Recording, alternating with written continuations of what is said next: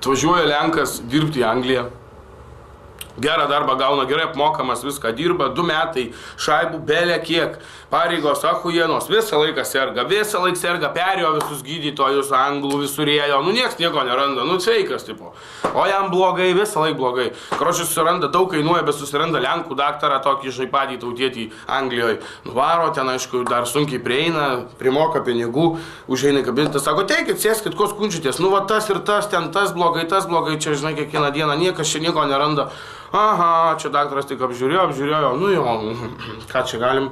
Tai va, sako, dabar nueik, sako, va, kibirą, matai? Tus lengvai žiūri, jo.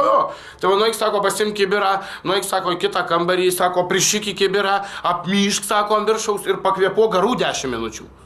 Blet, Lenkas galvoja, pizdės, bet tai ką, daktaras paėmė už kibirą, nuėjo, prišyko, primyžo, 10 minučių garų pakvėpavo, pizdės, sveikas. Sveikutukas.